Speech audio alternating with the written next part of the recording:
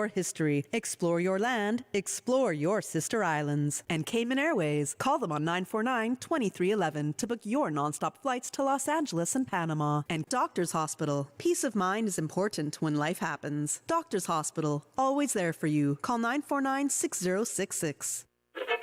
But I do have some questions. There are more questions than answers. Cayman Islands' foremost listeners participation program. Talk today. What is on your mind, Cayman? If you are ready to talk, we are ready to listen. Here's your host, Sterling Dwayne Ebanks. Hey, welcome and thank you so much for joining us. Thank you for your patience and allowing us to have, take care of some internal business as we have meetings like many. And yet, we're glad that you were able to hear the great music as always programmed by your team here. And for some of you who recognize the familiar songs of Mr. Dalmin earlier, for some of you who were not quite sure, well, he was not only a parliamentarian, a father of our boxing, a man whose generous spirit and kind heart has always set an encouraging example for many. And with that vein, we invite you to be a part of the discussion. 949-8037, 949-6990. Some open line until 1 o'clock on a Friday. Why don't we talk candidly, openly, honestly, respectfully, and responsibly? So join me for today's Friday's edition of Talk Today.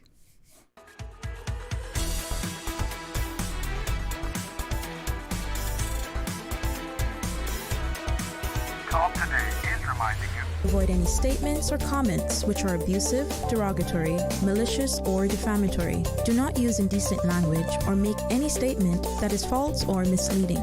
Call 1-800-534-8255, 949-6990, 949-8037, or WhatsApp us on 925-3261.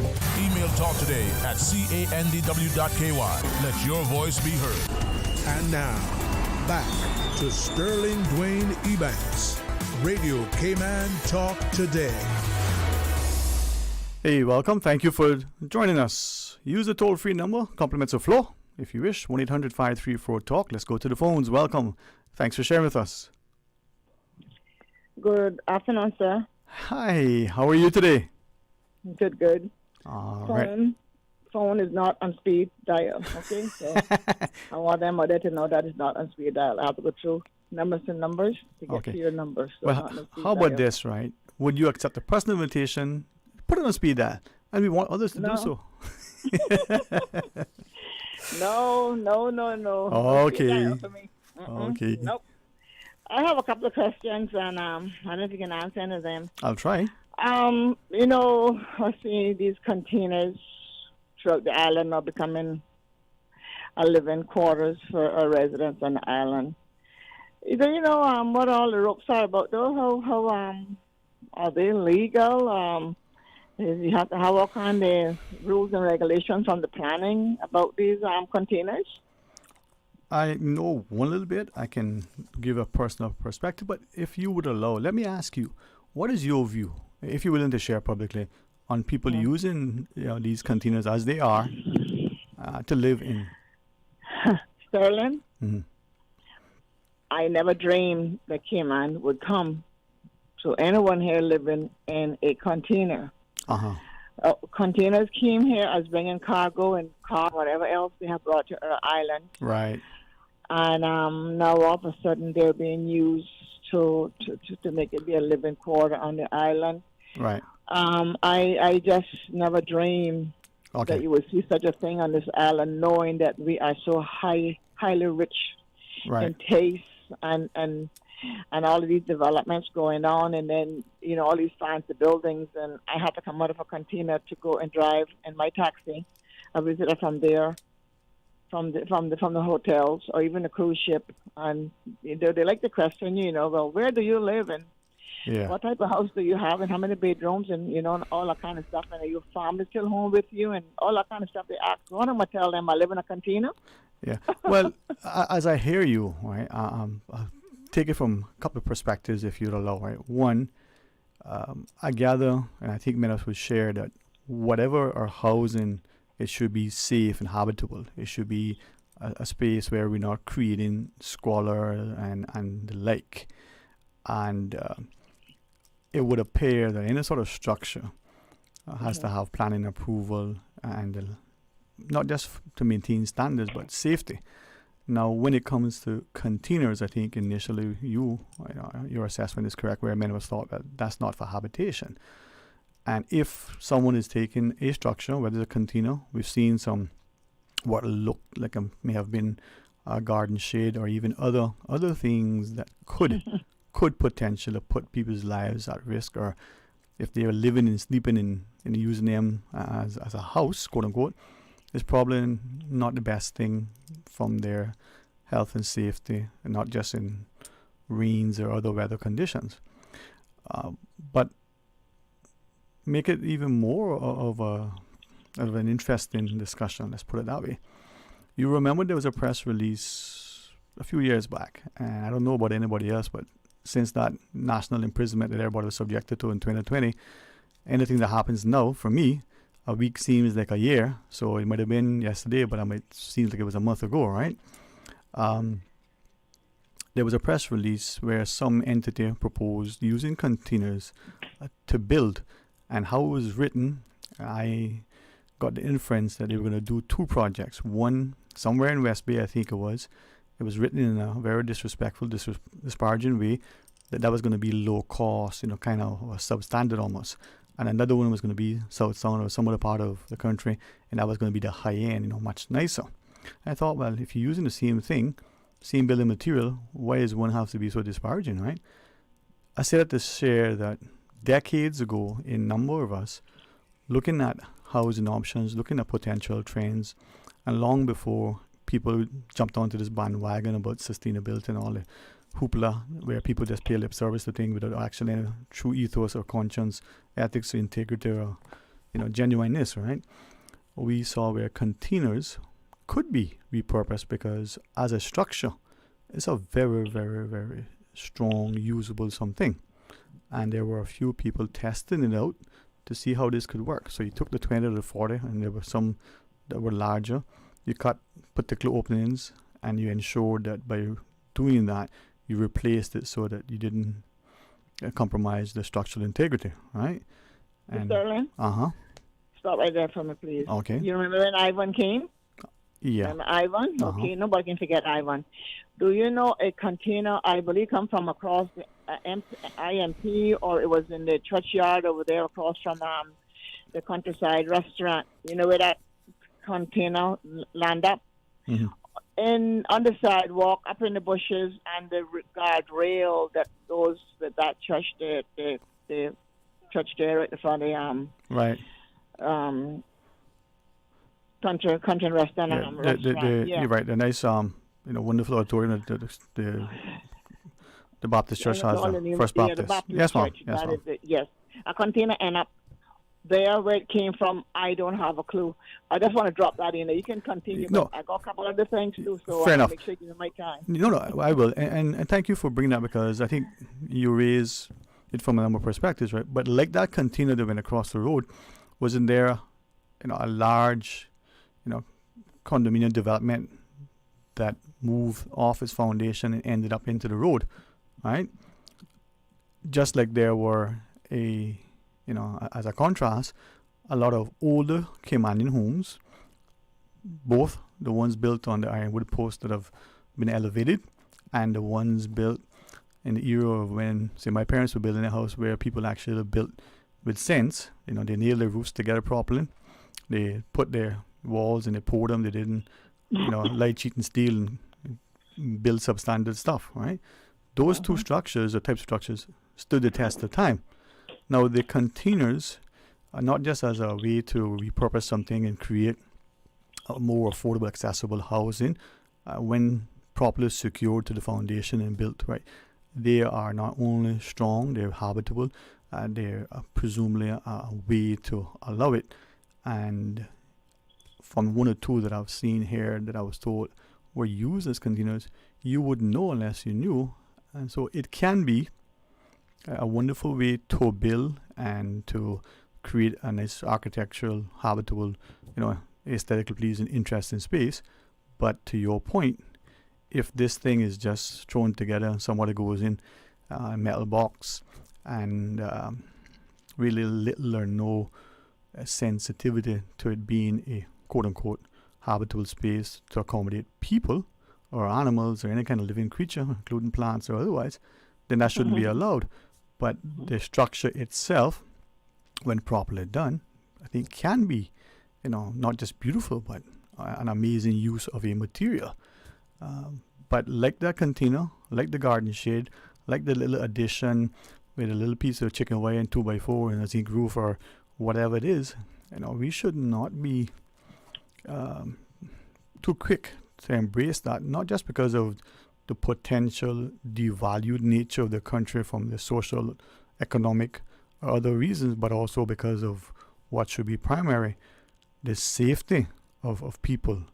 You don't want the squalor, you don't want the shanty towns, the tenement yards, the ghettos, the whatever it is, the word that we would use, to develop, not because of the economic side of it, but because of the the potential safety. Now, ask ourselves, what is happening where those things are seemingly springing up over the place? And allegedly, there are people who have those not for their own sort of habitation, but they have it as their means of income. And is it there's such a huge demand and willingness on people to live in that? B, we know that we can do that and there'll be tacit approval, and people are going to turn a blind eye. Is it that the ability to build, not just the financial challenges, but again, just questions, the bureaucracy, the planning process, the architectural and engineering and all of that stuff that goes into getting a structure in place, are those things so cumbersome, so challenging? And these are questions that as a country we are unwilling to ask and demand meaningful, responsible, timely answers. That just shows you just how much they're throwing us under the bus. And when I say throwing us under the bus, Sterling, I everybody here needs to live. But when we got to get the Caymaners to have to go that way, or when the foreigners come here and become citizens of my island, and they got to end up using one of them to live in, I think that is beneath every circumstance for this island. And when I say this island, I mean to the fact of the matter that we didn't come from this. No, we are going to this. And why are we going to that? Is it because of lack of no vision, lack of no interest to our government, lack of no interest to our plans and survey, or they just got us? Oh, Sterling. I hear you. Oh, Sterling. So I know that you have some of the points, right? And we want to hear them all. I don't want you to feel mistaken, but we got a break to take. You want to hang on, or you want to join us so we can hear from you? And we take others as well. You say you have other points you want to share. I'm going to hold on because I'm going to leave home shortly, ready to go to work. Yes, so ma'am. I'm going to hold on. Thank you for that. Let's pause and let's hear the other points. Please stay tuned. Refer a friend and get $50 to spend when your friend or family member opens a personal account with Cayman National. From July 9th to September 30th, 2024, C&B customers can earn $50 for each referral who opens an individual or joint personal account. Earn up to $500 with a maximum of 10 referrals. Visit CaymanNational.com for more details on this promotion and follow us on social media for updates. Terms and conditions apply. The rich flavors of Italy just arrived at Subway. Say ciao to the Italianos. Our 3 new Subway Series recipes, carefully crafted with an Italian flair. Try the Hot Shot Italiano for an enticing and zesty touch. The tastier than ever Ultimate BMT, generously stuffed with a mix of ham, pepperoni, and salami. Or go all in with the creamy chicken bacon Alfredo. New Subway Series Italianos. Chef-crafted greatness in every bite. Elevate your game only at Subway. Delizioso.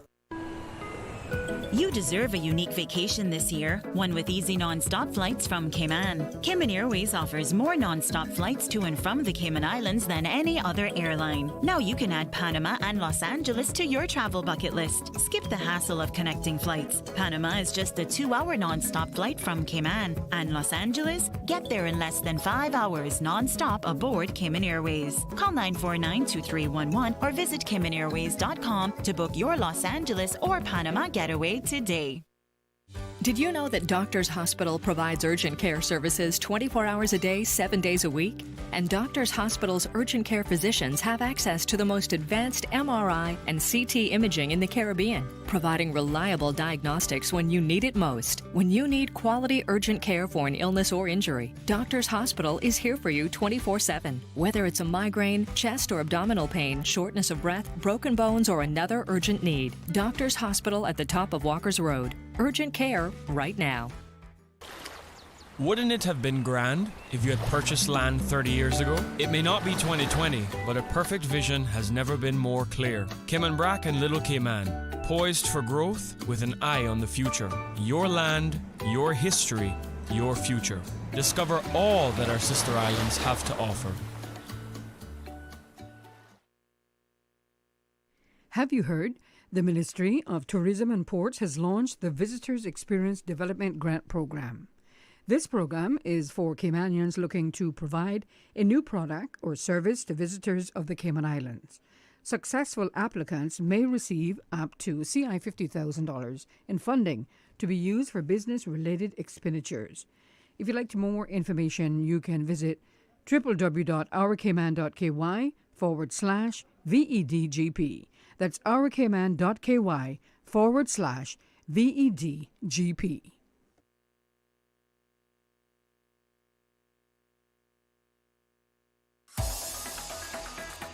Radio Cayman's Talk Today.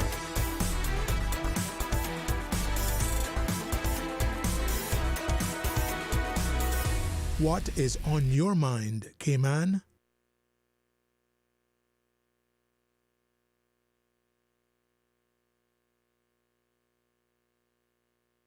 .9 Radio Cayman helps you to weather the storm during this hurricane season. One of the most crucial elements of hurricane preparedness is storm awareness. During the season, it is of utmost importance to pay attention to the latest local weather forecasts, as hurricanes do not suddenly form or strike. There are various methods of advanced notification. Utilizing such may be the difference between a favorable outcome and disaster. Both television and radio serve as excellent mediums with up-to-the-minute storm path information in the wake of a hurricane. Another method of tracking a hurricane may be only arm's length away. Your smartphone or tablet can be your most valuable tool before, during, and after a storm, providing countless numbers of apps with crucial hurricane information. Many apps allow you to track storms with moving radar and satellite imagery, plus offer alerts, current conditions, forecasts, advisories, and even video. This hurricane preparedness tip was brought to you by your community radio station, Radio Cayman 89.9 FM. Hey, welcome back. Thank you for joining us. And it is open line, 1 o'clock. Mr. Lance Jefferson with his Gamers Bay will come in, man, and we're going to have a fun time. Well, Miss John was just online, so thank you for sharing with us. And we have two others after us, so let's do what we can. Thank you, Miss John. You have a new system there because they keep chipping in and out. It's not my phone. I got a brand new phone now, so don't blame me. Hey, we not gonna blame you. At least not publicly, okay? I don't know. It works. But let's pay attention to you. Make sure you get to share what you want, okay? Okay. Yes, ma'am. Sterling, I asked just last week or so about this 3,000 residents was given out. These people, are they still allowed to bring in family members and give them status off of their status that they got from the 3,000 status? I can't get an answer to that. And if it's happening, are they doing a DNA to find out that these children is related to the individual for them to bring them here, say it belongs to them? I'll leave that there. Somebody need to give us an answer if we still got people coming under that category from the people who got the 3,000 status. Mm-hmm. You got me? Yes, ma'am. Okay. Yes, ma'am. Yeah. Sterling, you had a gentleman on yesterday, second before the last call of Yeah. I think it was overseas, and he was talking about the park that they're getting ready to do down in Scranton. And he mentioned it's good to have this palm tree, and would be nice to have some little trees inside there too. Now, I'm quite sure this park is not as big as we think it is, but I say, can you hear me? Yes, ma'am. Yes, ma'am. I say that we should try to make that a school affair. Kids can go there and do what they call field trips and write essays on a certain tree that they go there and find. You understand? Because a lot of children don't even know what a grape tree is, what a cocoa plum tree is, or a tamarind tree. Mm-hmm. You understand? It should be something there that represents Cayman more than a palm tree, and so forth. Yeah. And if this Yeah, you know, I'm in agreement with you, you know. and they say government going to maintain the grounds, that's all good and well. And I would like to know if that park going to be closed after certain hours in the evening, because that's going to be a sleeping ground at the end of the night. I don't care what nobody say. I don't live down there, but it will be a sleeping ground like the majority of parks that we have throughout this island. You come to Windsor Park and Walker's Road, what a disgrace when evening come up there. What a disgrace. But you know what? It is what it is. So I'm hoping that they'll consider putting some sort of those fruit trees on there. Something eatable. I mean, Sterling, when did you heard in your lifetime that people were using grape trees and mangroves for hedging? Just recently, they take the grape trees and cutting the big old heart out of them and keeping them at a certain height. Those things can produce food. People get hungry. Not everybody can buy food. We live off of them coming up as a child. They never kill me or you or nobody else. They're actually good for you, you know, so... All right. Well, you always make good points, and you're always so courageous. So before we take the next call, anything else? And I want you to talk about the eucalyptus tree Uh-huh. and that almond tree on South Church Street Road that need to be removed. They have no purpose. And also, you're not hearing anything about our prison being built or rebuilt. You're not even hear them talking about we need a hospital going east. Forget about Health City. You know how that runs. I not hear nothing about HSA putting a hospital between Bordentown and going east. Mm-hmm. And I understand they got a referendum coming out on the Elections Day, huh? voters on election. Uh-huh. I knew that was going to happen, you know. I know it's going to happen. I know they're going to put on that form. But you know what? It is what it is. And I just pray that they know what they're doing. Mine X is a red X there. No. There you go. All right. Thank you very much, and always appreciate it. I wish we had more time. But let's take the next one. Hey, thank you for calling. How you doing, man? Excellent, as they say. How are you? I'm doing good. I'm doing on an above ground. You need to give this lady a seat by your table. She needs to be at a round table. Thank you. I agree with you. One of the things that I will rebut on what she said about the housing on the island when it comes to the containers. The container homes, a lot of the container homes have been around for a very, very long time. And a lot of times they could build a container home to look, it's affordable. They're doing it right now. I think not Jeff Bezos, the guy that did the rocket, what's his name again? The Tesla guy. Yeah. He actually sold his $1 billion home, and he's living out of those type homes because it's affordable. Number one, it's very much insulated. I'm not sure if you remember years gone by where Lemons used to have the trucking area, and it now turned into a bar, which a friend of mine runs that bar. Mm-hmm. That is a container, but no one would know that that's a container, right? Because how they set it up is that they put the container down, they put the plumbing and everything else to it. It is bolted down with the steel and everything else, so it's secure. It will not move. Right. An empty container will float, yes, right? But once that is bolted down to the foundation, that will not move, and it will be completely insulated, especially if you put cement board and you around that on the outside and everything else. That's going to be properly isolated or insulated.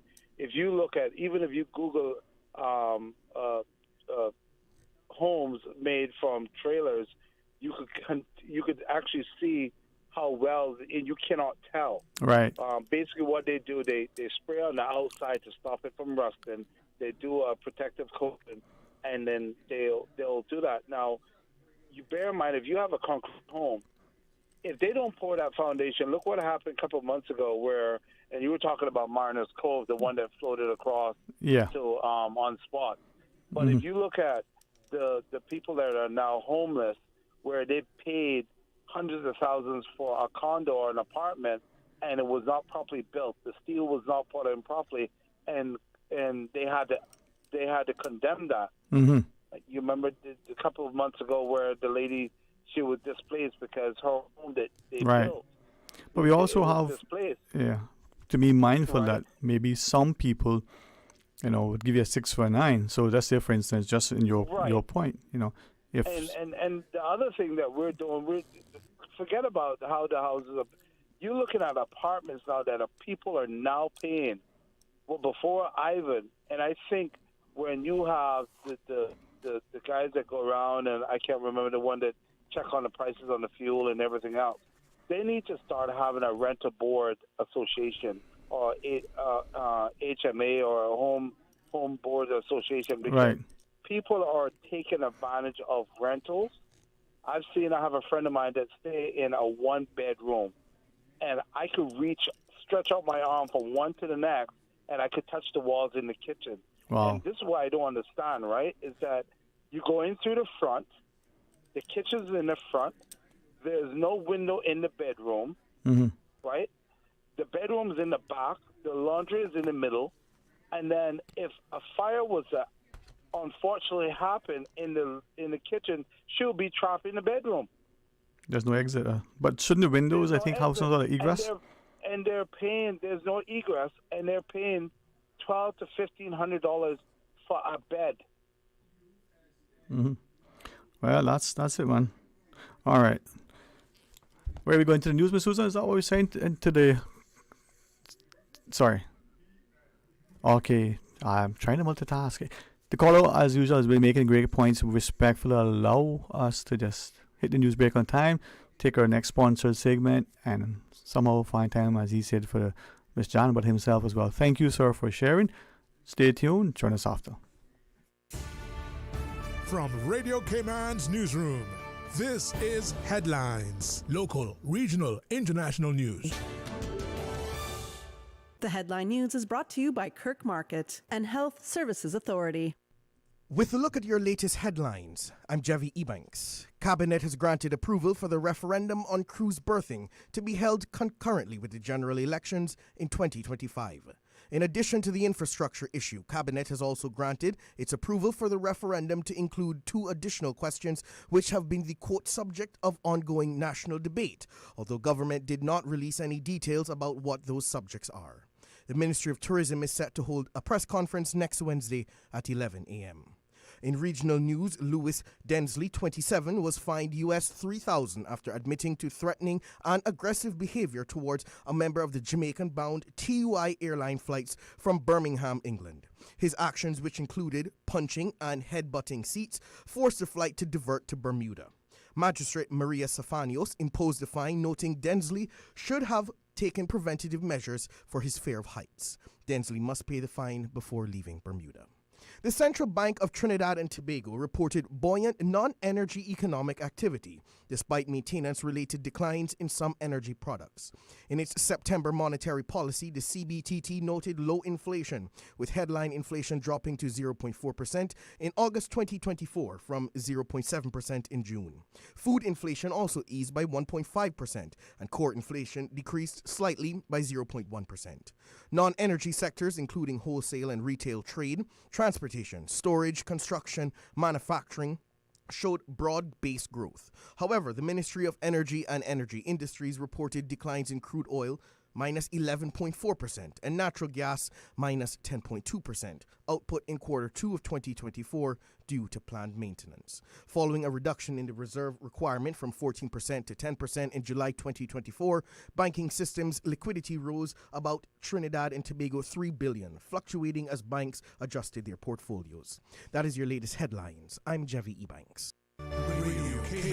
More news available at www.radiocayman.gov.ky. Check out our social media pages: Facebook, YouTube, X, formerly Twitter, Radio Cayman Headline News.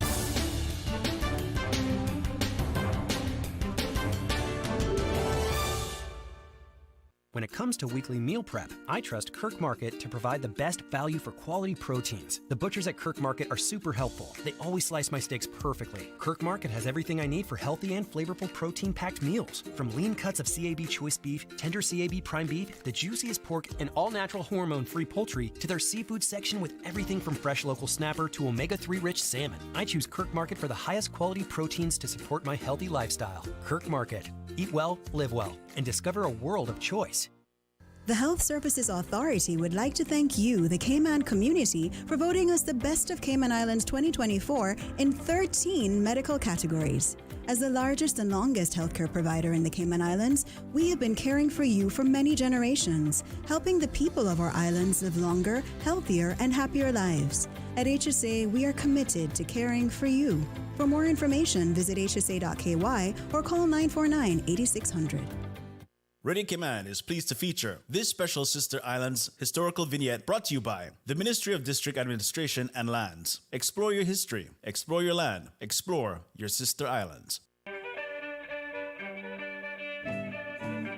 In 1968, the government of the Cayman Islands purchased a controlling interest in Cayman Brac Airways from Alaska and then formed Cayman Airways.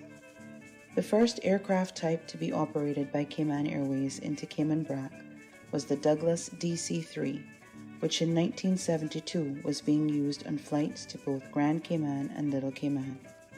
By 1985, Cayman Airways was serving Cayman Brac with Boeing 727-200 jetliners with non-stop flights to Miami 3 times a week, as well as operating 727 and propeller aircraft service to Grand Cayman.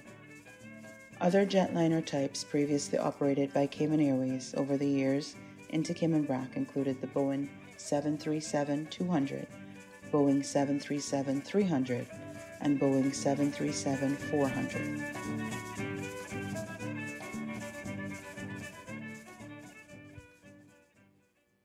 Radio Cayman is pleased to feature this special Sister Islands historical vignette brought to you by the Ministry of District Administration and Lands. Explore your history, explore your land, explore your Sister Islands. Explore your history, explore your land, explore your Sister Islands, the ultimate staycation experience. Your culture, your freedom, the land that time forgot isn't gone. It's your Sister Islands. Discover all that our Sister Islands have to offer. Radio Cayman's Talk Today.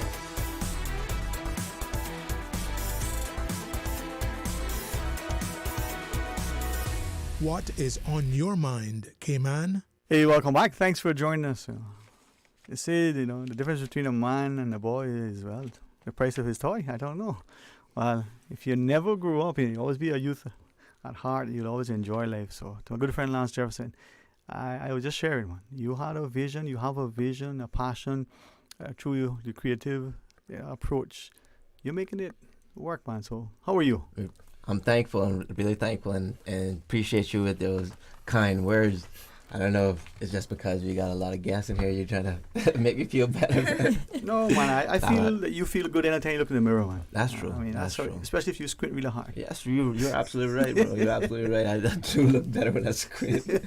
It makes the vision that much more focused, But I say that because every year, even the initial year that you come in and, you share with us what you were hoping to achieve and watching it unfold. Mm-hmm. The evolution isn't just about the attraction and attractiveness that Cayman offers, but the landscape that's being redefined. Mm-hmm. Just the name Gamers Bay in itself, for those who have not been, this has been an opportune time to see literally how much bigger it is becoming. Definitely.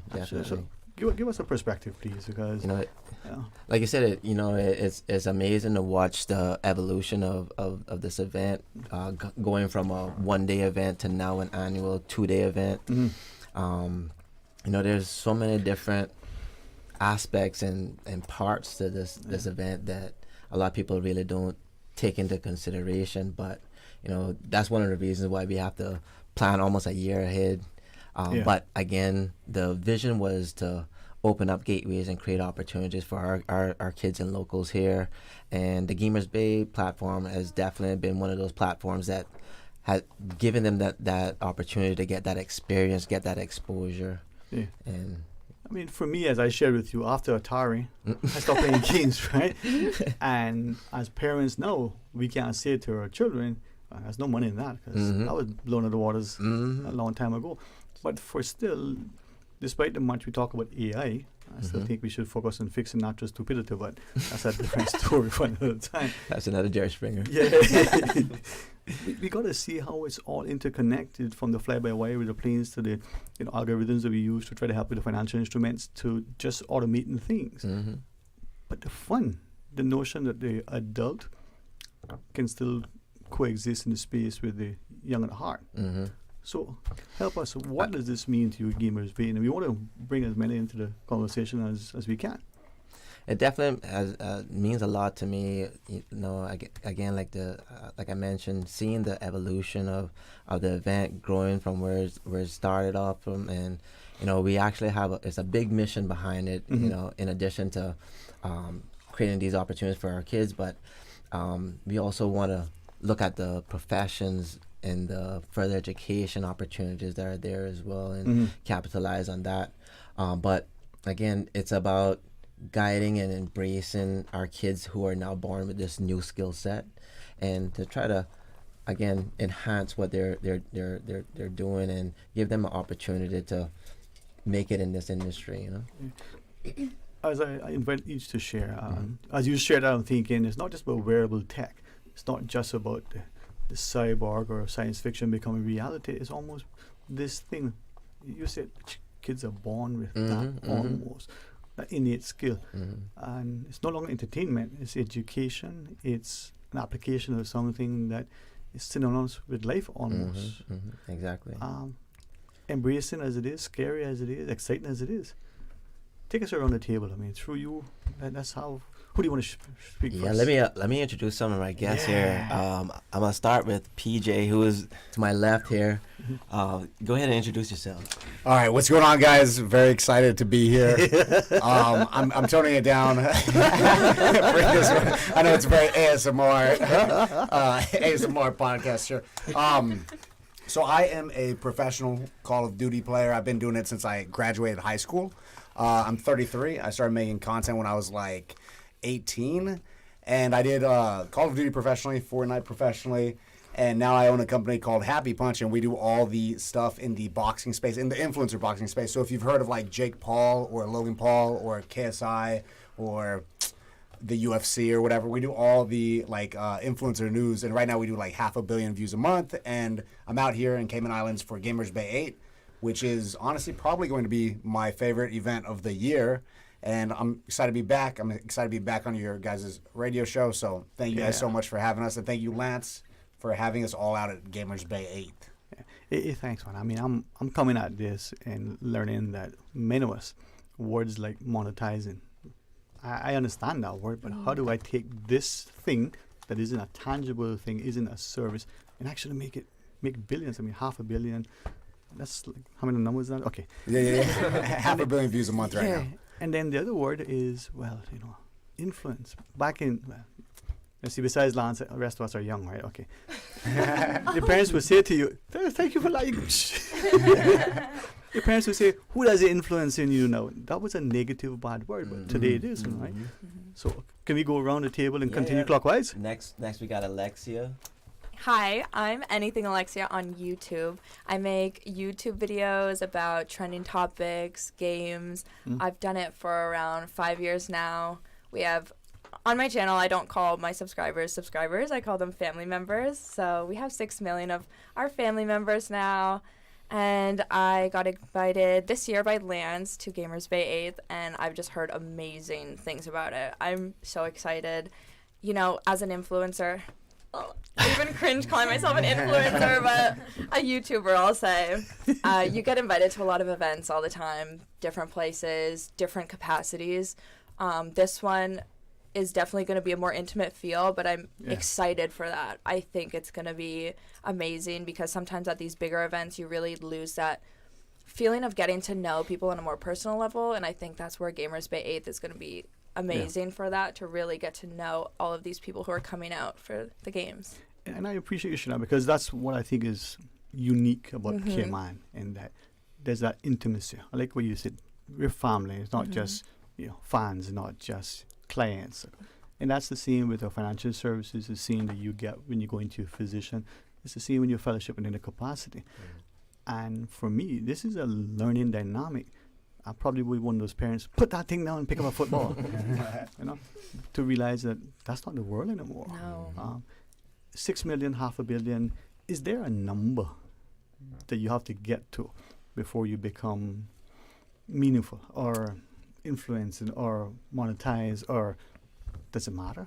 I think it's hard because numbers are kind of just a number to me. Like, you can have less subscribers. You can have like 100,000 subscribers, but those 100,000 people who are following you are like hardcore fans and like really will listen to anything you say or really look up to you.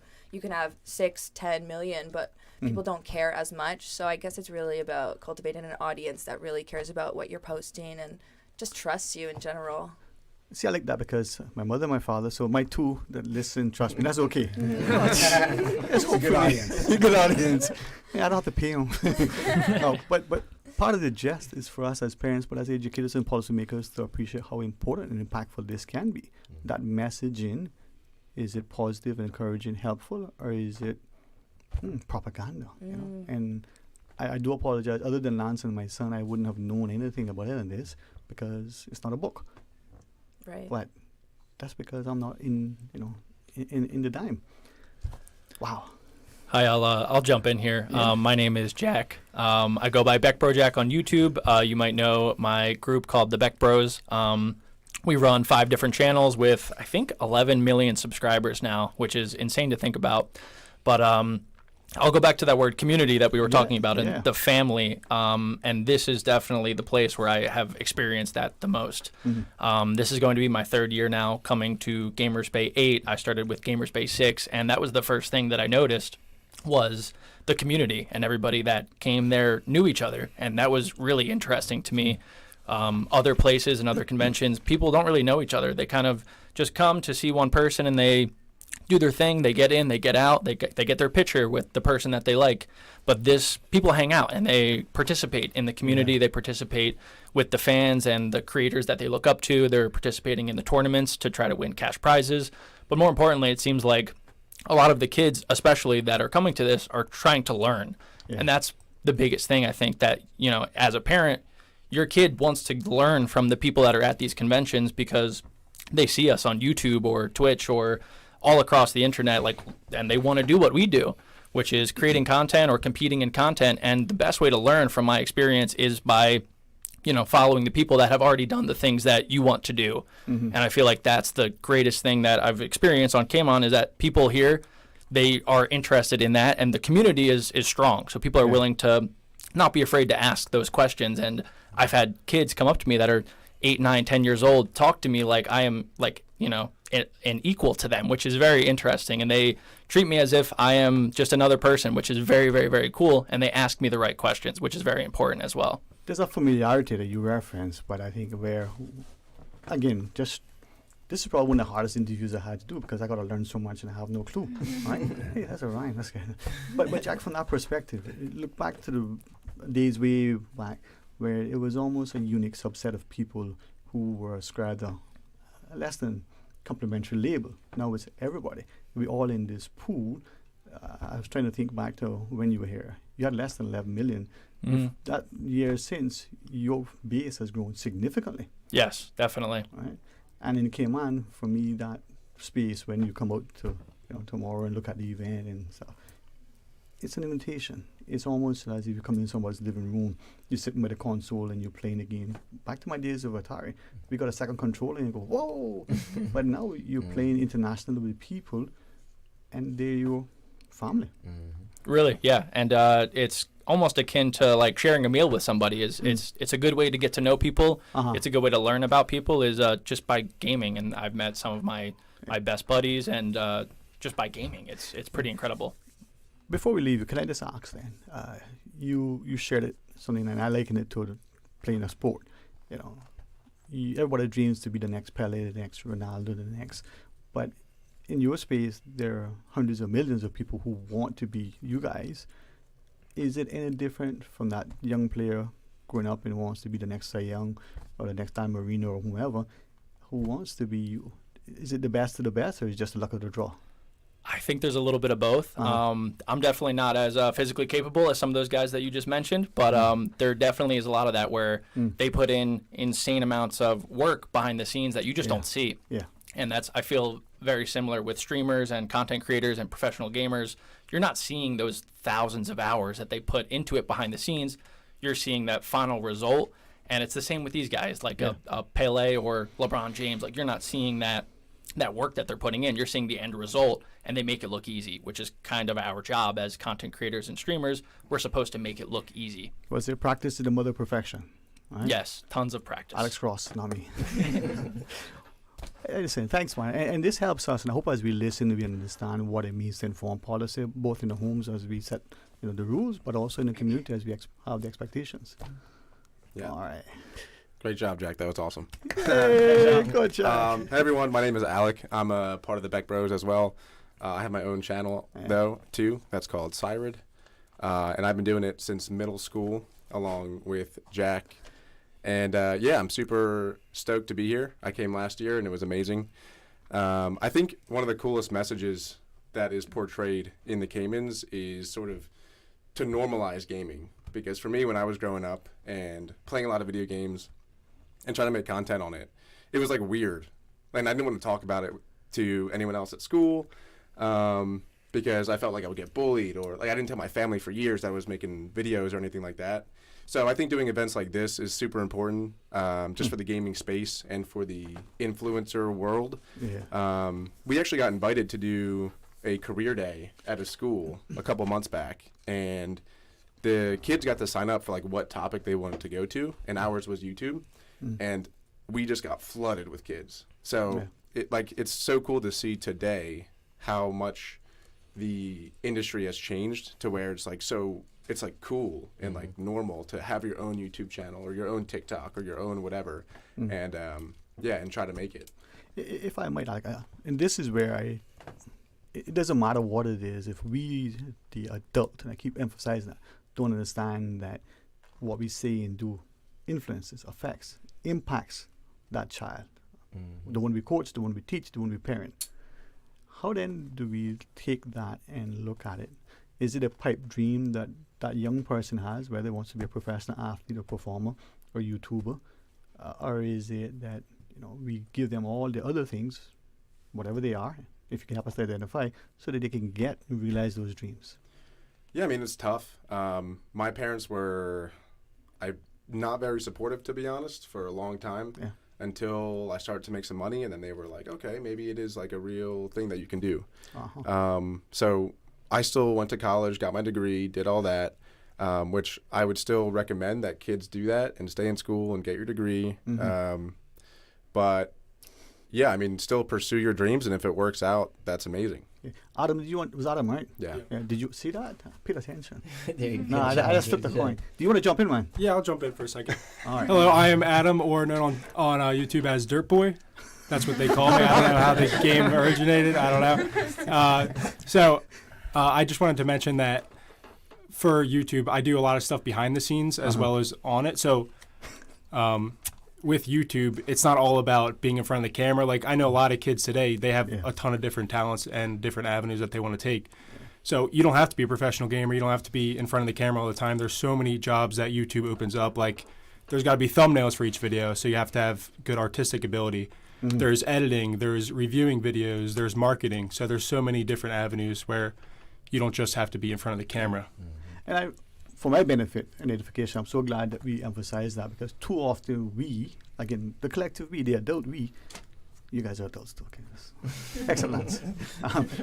We don't seem to understand what it takes, whether we go in the pitch or the court to perform so that the outcome is good. it's the same thing behind the scenes. It just doesn't happen in a vacuum.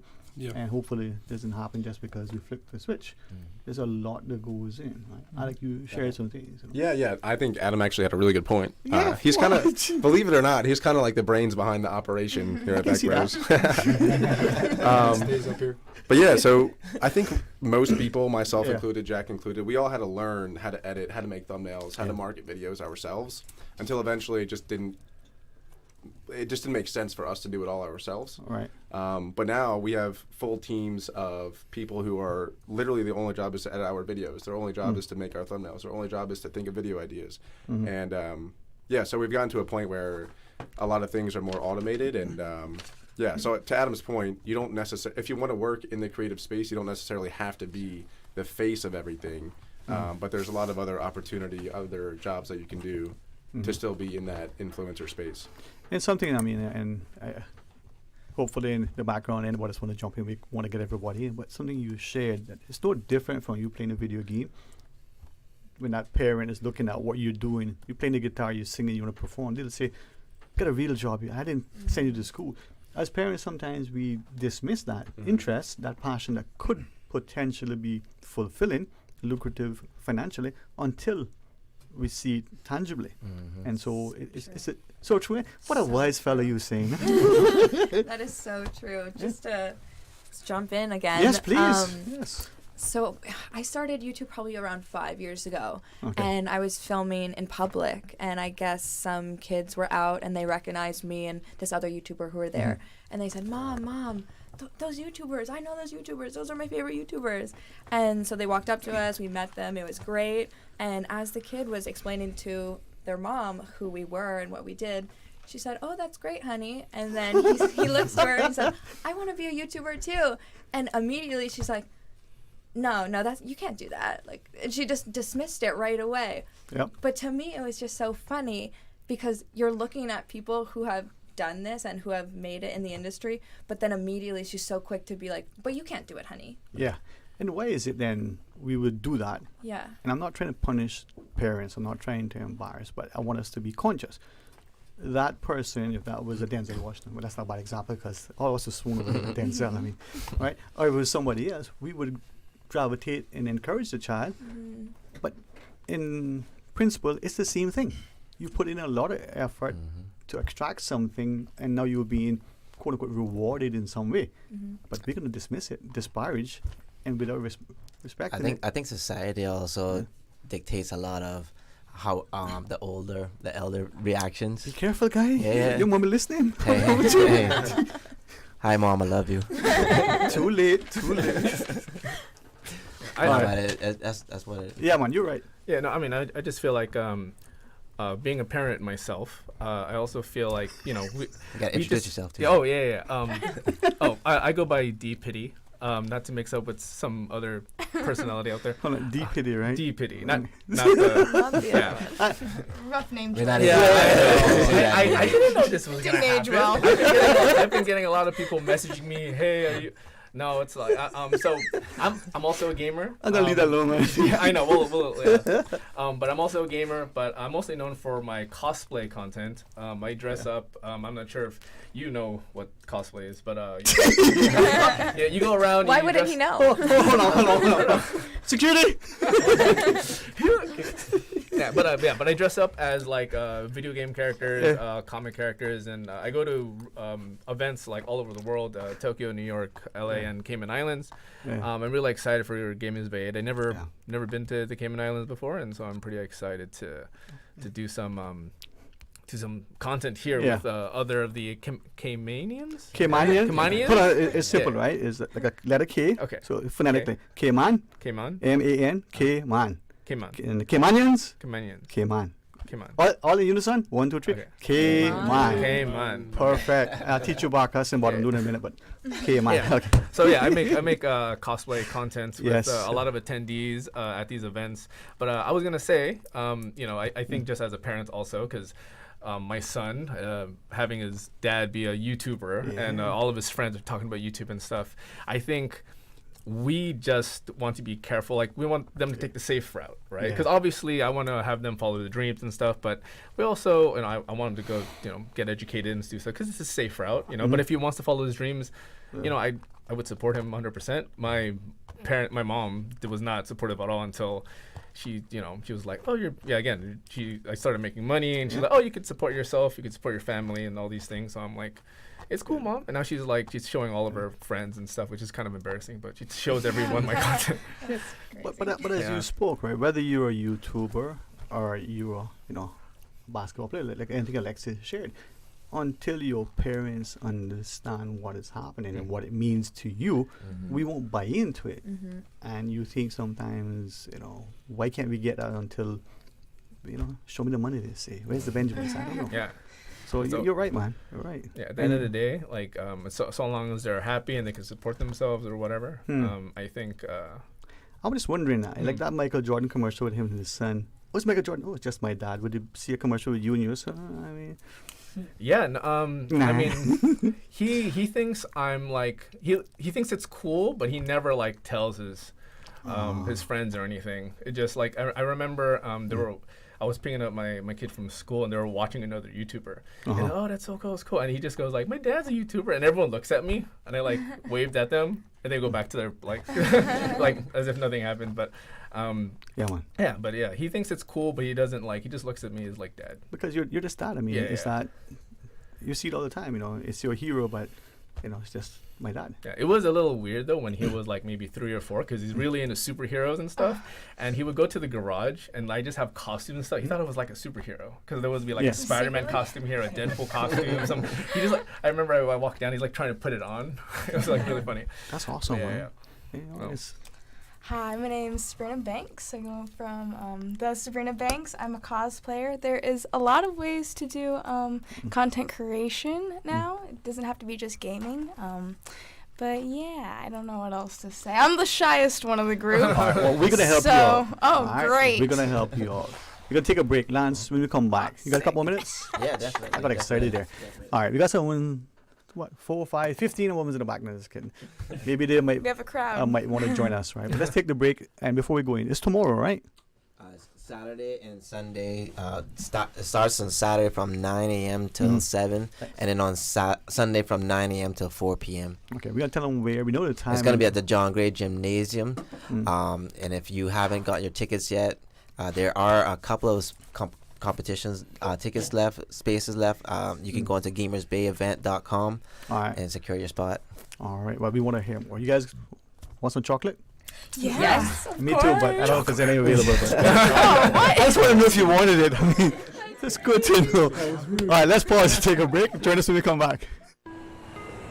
You deserve a unique vacation this year, one with easy non-stop flights from Cayman. Cayman Airways offers more non-stop flights to and from the Cayman Islands than any other airline. Now you can add Panama and Los Angeles to your travel bucket list. Skip the hassle of connecting flights. Panama is just a 2-hour non-stop flight from Cayman. And Los Angeles? Get there in less than 5 hours non-stop aboard Cayman Airways. Call 949-2311 or visit CaymanAirways.com to book your Los Angeles or Panama getaway today. Accidents and illnesses can strike without warning. Ouch! When it comes to urgent care, every second counts. At Doctors Hospital, we have a dedicated team of experienced doctors and nursing staff available to you 24 hours a day, 7 days a week. Don't waste time in an overcrowded emergency room when you need urgent care. Whether it's a broken bone, a severe infection, or a sudden illness, trust in Doctors Hospital's unwavering dedication to providing the best immediate care. For complete urgent care when you need it the most, choose Doctors Hospital, located in Georgetown, 16 Middle Road. Discover your dream home with Cayman National's home loan. Get up to 95% financing, repayment up to 40 years, and just a 0.5% commitment fee. Your interest rate? Depending on your risk factors, it'll be fixed or variable. Plus, you get a pre-approved credit card. This is a limited time offer. Dial 949-8300 or email lending@caymannational.com today.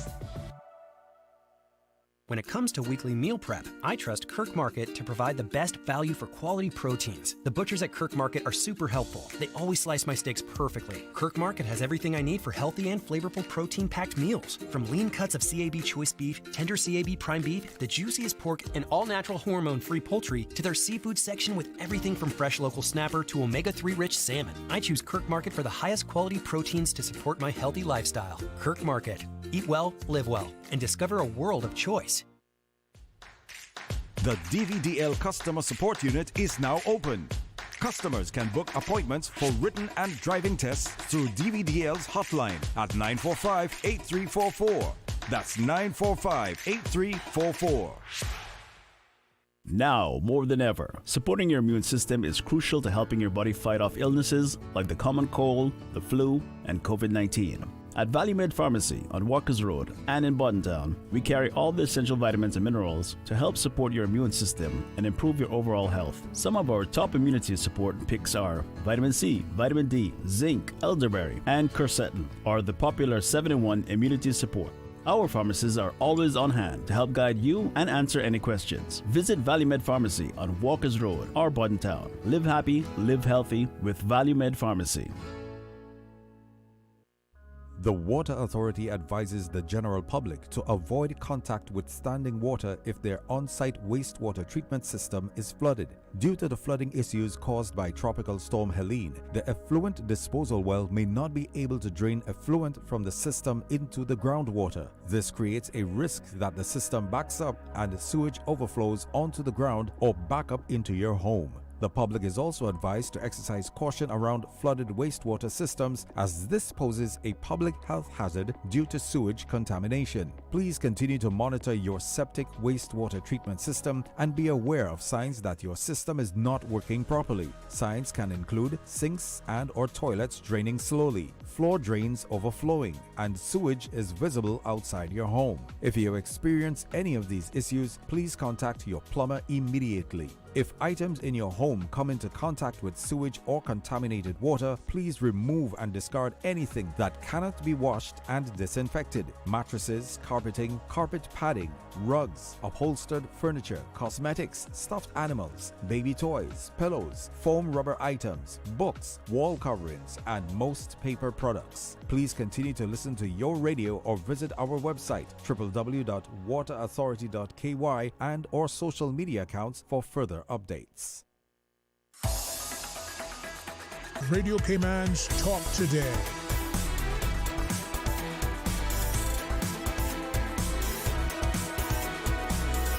What is on your mind, Cayman? Hey, welcome back, and thanks for joining us. And hopefully, not just the excitement, but you see the opportunities, not just for education and economic reward, but personal fulfillment. And I think True Land Surfacing with his gamers be, how would I say, branding, perhaps. What would be you've now created within our community two things: a wonderful appeal as part of the tourism marketing and product, but an opportunity for young people to see how this can translate into career, entrepreneurship, and for many people, definitely, they just want money. Definitely, and this was one of the things that our company did, Net Geeks, my business partner Daniel and I, we wanted to showcase that we're forward thinkers in the industry. But in addition to that, we also wanted to showcase what exactly our capabilities were as far as marketers and digital marketing, right? And so when you see all the advertising, the YouTube advertising, the online advertising, like this is all part of our strategy in regards to getting that word out there, and it all depends on what your objectives are, right? So the biggest thing is once you can identify your objectives, to put together the right strategy, right? Yeah, but that's the same thing with anything. The approach, the timing, the involvement, the engagement. All right, now you remind us tomorrow and Sunday is going to take place. How does this come about? I mean, who's on board? How can we get on board? How does the public? We definitely couldn't do it without our sponsors, and I got the perfect person to PJ the man. talk about our sponsors here. Right. Yes, this is the biggest I don't know if I'm too loud. If I'm too loud, please let me know. I don't know. Does it feel loud to you? I just wanted to say. Sorry, what did you say? I just want to say thank you to everybody involved. This is the biggest community event. It's the biggest gaming event in the Caribbean, and we couldn't do it without our sponsors, obviously. And this year's Gamers Bay is proudly sponsored by the Ministry of Investment, Innovations, and Social Development, along with a bunch of others. Without you guys, we couldn't do this. So I want to say thank you to the Ministry of Border Control and Culture, the Ministry of Education Services, the Ministry of Youth, Sports, and Heritage, the Ministry of Sustainability and Climate Resiliency, the Department of Tourism, Cayman Olympic Committee, NetGeeks Media, Health City, Cayman Finance, Radio Cayman, GT Automotive Imports, ATV Cayman, Cayman Motoring Federation, UCCI, Office Supply, Kirk Office, Cell Cayman. Cayman? Cayman? No. Male, female, man, woman. Cayman. There you go. Cayman Islands Esports Association. Yeah. Association? I can't read. guys. Association. Cayman Islands Esports Association. You read this one. C3 Pure Fiber. Monster and Domino's Pizza, one of my favorite pizza spots on the planet. You know, PJ, thanks for that. And of course, thank you. Yeah, as you Thank you to share. everybody supporting Gamers Bay. Without you guys, we couldn't do this. And this is probably, everybody has touched on it, but it feels like such a family. And I go to a ton of events. And this is probably the one that I feel has the biggest impact on the community. And I definitely believe this is, without a doubt, the best thing that you could put on for the gaming kids in the community. And without, obviously, Lance and all the sponsors, we couldn't do it. So I want to say thank you again. And thanks for acknowledging that. Thanks to the sponsors. But for me, sitting here as parent, as advocate, as policymaker, as just a spectator, just the sponsorship from the government entities to the private sector, you're seeing a collaboration, but you're also seeing, as you shared, that kindness, that sense of community, that commitment to ensuring that the opportunities go beyond just fun. It doesn't have to be monetized, but it can be. And now you're learning. Just in the short few minutes, I figured out a couple of things. I need to get an editor. But Lance, I mean, what makes you want to do this, man? Because it's a lot of work. Every year I think it's just I get fulfilled just from hearing a lot of the spectators, the commentators, the competitors. You know, they express their gratitude and they're happy. You can see the excitement in their face. When we go to the schools and we talk about gaming and esports, you know, there's see those kids light up. All of this is just is very fulfilling. Let's put it that way, and it just makes you want to continue on that mission that we're on. Again, it's about opening up these gateways and creating these opportunities for our locals and youth. And again, it is a team effort. Is one thing you want to jump in or no? Since you're the shyest one, I mean, PJ will happy to take care of things, but yes, my emotional support boyfriend, which is the one that did all the sponsors. Thank you, PJ. Of course, I'm here for you. Yeah, but there's there's lots of ways to be a content creator, and there's lots of avenues. I think that nowadays it's so interesting because if you have a passion for anything, whether it be gaming or she does cosplay, you could really be a big fan of anything, pickleball or whatever it is nowadays. I know I just met a kid 13 years old. He makes pickleball videos on Instagram and TikTok. He makes $2 million a year off of pickleball just because he's passionate about it, you know? And it's the same with gaming or whatever it is that you have a desire to do. As long as you put in the hours and work behind it, you could be a YouTuber or you could be a streamer or a pickleball professional or the best cosplayer in the world, arguably. You know, so whatever it is that you want to do, get out there and do it. And like everybody else said, your parents may not approve, your friends may not approve. Because I remember making videos like when I was in high school and I felt embarrassed to talk to my friends about it. And now I get to travel all over the world. What kind of videos were you making? I was making Call of Duty videos. Okay. So I played the video game Call of Duty professionally. Yeah. You know of Call of Duty? I played it professionally, loved it. I played it with my friends, and I just did it so much that after high school, I wanted to build like a little community around it, and here we are. There's something I better be careful how I say that because we're not really yet to announce that, Lance. Are we? Right. Okay, no. All right, we'll table that for a second. But just as a casual, sort of intriguing, inquiring mind, you reference your age, you reference where you're at. Anything Alexis, she brought hers in, and you can see the difference, the youthfulness. For many of us, we're doing these events with our children to connect with them. you're talking about a 13-year-old making $2 million. That's probably more than someone who ever making a lifetime. And he's doing that annually. He's only 13. So how do we now look at it and see that it's not just about money, it's about fulfillment. It's no different from that young person who has an interest in, I want to be a performer, and the parents saying, no, back to where we are. And looking at the 50-year-old or the 35 and saying, come on, man, when are you going to grow up? Stop playing video games. When did we get Lance referred to it earlier? He said society needs to make that transformation. What would cause us to do so? I think if you change the perspective on it, right? If your child was interested in being the best soccer player in the world, you wouldn't say you can't do that. You would say, all right, well, go to school and we're going to put you in the soccer league, right? And you're going to play. And if you put in the hours and you're passionate about it, you're going to obviously end up being hopefully good. And if you're not, at least you're fulfilled because your kid loves playing soccer. Right. And so if you look at video games that way and they're putting in the adequate time and they're still going to school or whatever, because I do suggest that you should probably finish up school, to be honest. I went to college myself. But I definitely think that if you look at it the same way that you would look at your kid if they wanted to be the best bowler in the world, so they're in bowling club, look at the video game thing the same way. There's real opportunities. There's real money-making opportunities now in the gaming world, in the social media space, in the cosplay realm. So I would just, if you believe in your kid's passion, let them do it. Support. You want to jump in? If not, I'll pivot. I could jump in for sure. Yes, of course. I was going to say, I think that's why Gamers Bay 8 is going to be so important, because you are going to get a lot of parents who are very supportive if you want to be the best bowler in the world, the best soccer player in the world. But you're also going to get those parents who aren't supportive, kind of like what we were talking about. And that's why I think just awareness in general, just to tell these young minds, like, you can do these things. And Gamers Bay does such an amazing job of, like, spreading awareness to that, of, like, this is possible. And we can almost start to change those parents' minds on, like, you don't think it's possible yet, but just wait. Just listen. Just see how there's all these different avenues of either money making or just passion finding. Just to show that it's possible, I think, is just so important. And that's what I tell any person, fan, supporter, anyone who comes up to me. They say, oh, I really want to do YouTube. I'm just scared though, or I'm just shy, or I don't have the money to buy the equipment. And I say, just start.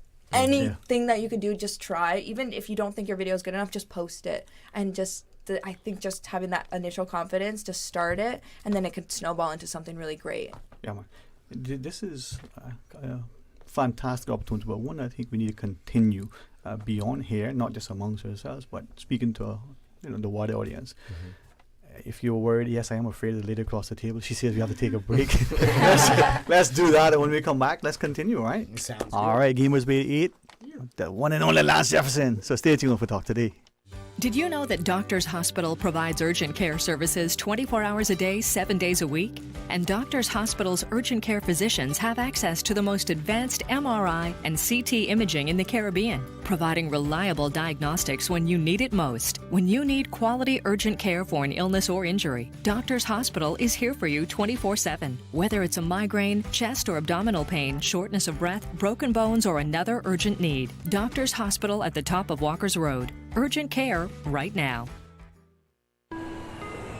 You deserve a unique vacation this year, one with easy non-stop flights from Cayman. Cayman Airways offers more non-stop flights to and from the Cayman Islands than any other airline. Now you can add Panama and Los Angeles to your travel bucket list. Skip the hassle of connecting flights. Panama is just a 2-hour non-stop flight from Cayman. And Los Angeles? Get there in less than 5 hours non-stop aboard Cayman Airways. Call 949-2311 or visit CaymanAirways.com to book your Los Angeles or Panama getaway today. The sale you've been waiting for is here. Brand Source Home Gallery's custom closet and kitchen cabinet sale is now through September 30th. Save 20% on closets, pantries, Murphy beds, wall units, media centers, and that long overdue kitchen cabinet makeover. Our designers will create your dream closet or kitchen. Choose from our in-stock selection or special order and have installed before December. Shop now and save 20% with Brand Source Home Gallery's custom closet and kitchen cabinet sale. Hurry, sale ends September 30th. Visit us at 209 Dorsey Drive, Industrial Park, or call 623-5000. She hear clunk and her car stop. I was just about to send her some money, so I send it straight to her JN Money Transfer card. It cost me less, and perhaps she use the card, pay the garage right away. She'll get discount through the JN Rewards program in Jamaica. This card make things easy. You can even get funds at any multi-link ATM. JN Money Transfer Card. Fast, affordable, convenient. Tell your loved ones in Jamaica about it. Sign up is free. Marketers, creatives, and visionaries, are you ready to be inspired? Join SIMPA's 11th annual marketing conference, The Connect Experience, under the theme Icons and Innovators, October 11th and 12th at Hotel Indigo. Discover the latest trends in marketing innovation, sharpen your skills in hands-on workshops, and connect with industry leaders who are changing the game. Plus, celebrate the best of Cayman's marketing and creative professionals at SIMPA's Awards Gala, honoring the icons and innovators in the field. Don't miss out. Secure your tickets online at simpa.ky/events.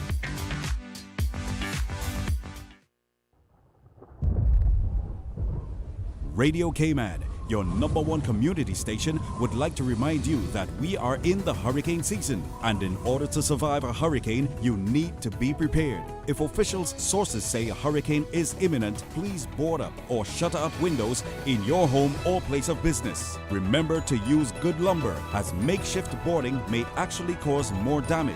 Also, put strong bracing on outside doors so that they are not blown off or blown in. This hurricane advice was brought to you by Radio Cayman, your caring community radio station.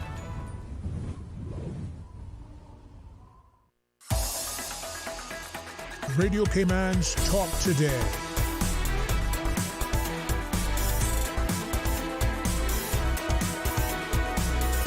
What is on your mind, Cayman? Hey, welcome back, and thanks for joining us, and to Lance Jefferson and Daniel and the whole team at Gamers Bay. It's not just Gamers Bay 8. I think this is a prelude to greater things, not just greatness in terms of accomplishment, achievement, financial and other sort of success, but what it means for positioners, recognizing that as a country, we may, to some extent, be a small number, a small size, but the impact can be meaningful. And as a community, we can be very integrated in a global level and feel that sort of local welcome. So tomorrow, Lance, everybody joins you. That's it. I'm looking forward to seeing everybody at the Gamers Bay event at the John Gray Gymnasium. So tomorrow from 9 a.m. to 7 p.m. and Sunday from 9 to 4. Again, go into gamersbayevent.com, get your tickets, spectator tickets, and there's a few competitor passes that are still available. So if you haven't signed up and you want to compete, go onto gamersbayevent.com, sign up, and secure your spot. All right, help me, and only because I suspect that there's about 2 more besides me, if that many, who don't understand when you say compete, what that means, right? I've seen people play a number of games, and they're competitive. And their energy, the fact that they actually physically train to be able to sit down for hours. If you didn't realize I guess it's a real thing. Yeah. And esports players and competitors, they train, and just like how a real physical athlete would do, like your soccer players and your basketball players. Yeah. So it's a lot of different perspectives that you need to. You're required to have a lot of stamina, endurance, mentally and physically. And the race car driver, people think we just sit behind a wheel. And you're losing a number of pounds at the end of 500 laps. You have to be focused. So that competition, you're sitting, headset on, controller in hand, eyes focused. You hit on something in regards to the sim racing just now. Yeah. The professional drivers, they use sim racing for a number of things. One, to check out and learn the track, so they know the track's inside out. They also use that as far as, again, practice, and it's so much different benefits from being a sim racer. And now, again, it's a lucrative profession as well. Yeah. So, but think of the pilot. That little thing that he goes into or she goes into to train. Simulation, yeah. Sim, okay. It's the same thing, right? And it's safer in there to evaluate. So, definitely. I mean, PJ, we voted you sort of like the all right, I'll pop back in here. I think that it's definitely like the simulations that pilots use or drivers use. A lot of them use simulations, which is just a video game. Yeah. And there's some of those guys that have never flown or never driven, and they go straight from the simulations to doing that, and they perform just as well as the real guys that drive on the tracks, which is crazy. And you can look up these studies done by many people. I think Alex Hormozy, maybe Kendrick Lamar, other scientists, of course. I don't know all the names, but it's very similar to the real life thing, and it takes a lot of endurance and things. And I think if people look at video games, maybe the same way they look at a master chess player. Yeah. People always respect the guy who is the chess champion of the world, right? And the video games nowadays are so complex that you got to liken it to something like that. Sure, chess is not a sport in the same sense as basketball or wrestling, but it is a sport nonetheless. Yeah. You know, maybe more mental, obviously. But same with video games. I just had friends play in a tournament, the World Series of Warzone for Call of Duty. My friends won $250,000 like this past weekend. So it can be very lucrative. So if your kid's good and they want to do it, support them in that, and maybe they'll bring you home a brand new car or something. You know, or some chocolate. or some chocolates. but even to that point, whether it is the simulator for the pilot, perhaps the particular manufacturer want to test, the limitations of this aircraft. Take medicine, and now the ability to use that same process. We have fancy terms for it, but it's the same, technically the same thing. You have the dexterity, you have to have the capability, and you're using the robotics and others to facilitate this. And sometimes it's remotely. You're here in this physical space, and the patient or the thing is, miles away. So, Ms. Alexa, from you as we go through 6 minutes or thereabouts, invite everybody else to share. For us who want to be a part of this, either the spectator or the competitor, is it the same level of energy? Is it just more to it than we recognize from the competitor, from the influencer? You use the word streamer and content creator. Are they one and the same? Is it synonymous or is it completely different? I would like to say that I would hope the energy is the same because as you said, to compete, you do need a wild amount of energy. I would say mostly in your head, like, it's a lot of mental energy, I would say, like a lot more than one might think. You would think, oh, you're just sitting down and playing a game, but there's so much strategy that goes on in these games that, like, maybe a casual viewer would overlook. And then on the viewer's side, you love a great crowd. You want the crowd to be raging. And when the crowd is raging and so loud, it makes the competitors even more excited and they want to do it for the fans. Because as PJ was saying, like, there's Call of Duty tournaments that go on all the time in the professional CDL. And there's thousands, like hundreds of thousands of viewers who come out to these events. And the energy is insane. The energy is the same as these actual gaming events at, like, the professional hockey level, the professional football level, professional soccer level. It's the same. And I was so surprised when I first saw this because, yes, I game and I've been in the space, but I didn't really see how it translated to real life until I was in that arena and you feel the energy. If I might, and I'm looking at it from the global perspective, help me understand. The analogy is there's the football field, you got a stadium full of fans and they're cheering, and anybody who's played an empty stadium knows that's a hard thing to do. You got a screaming stadium, even if they're not your fans, you play better because of the energy. So you're as a gamer, if that's, make sure I use the right respectful words, you're playing, you got your headsets, you got your console, you're doing your thing and you're competing. There's nobody else there probably other than you. How does that sort of translate into your energy level? Is it the competition that does it? Is it the knowledge that you're being viewed? Because presumably people are watching this thing transpire live all over the world simultaneously. I would say that's where the mental aspect really comes in, where you have to almost push yourself to maintain that energy. But now it's getting so much like traditional sports that there's coaches for these gamers. Like the CDL, the Call of Duty League, the professional one, they have actual coaches who... it's their full job. I know, PJ, that your forte, and I was trying initially, and then I got distracted. I say I'll ask, but a professional league, whether it's NFL or others, the World Cup aside, for instance, a lot of people watch. But in the CDL, there are a lot of people who are watching almost the same numbers. Oh, yeah. I think that actually the numbers dwarf all the other sports in the world, which is crazy. Like, to think about, what was the, maybe League of Legends or something? League of Legends, what was it, like 2 billion It's viewers. insanity. Yeah. It's insanity. It dwarfs the numbers like of the Super Bowl and of everything. So, and like you had just asked, you said it's definitely different. You get pressure put on you when you're competing in a tournament. But most of these people that do compete in tournaments, they're playing at home and they're practicing, but they're also playing in front of an audience when they stream. So maybe 100 people are watching all the time, or 1,000 people are watching all the time. And so it definitely is a step up when they compete in front of 100,000 people or 1 million people. And I think that's what makes it so exciting, right? You can practice football all day, but until you're in front of the crowd, you don't know how you're gonna perform. You can only do what you practice. You know? And it's the same nerves, right? It's the same nerves. You're in your backyard kicking the ball, or shooting hoops, and then all of a sudden you're in the stadium and it's the hometown.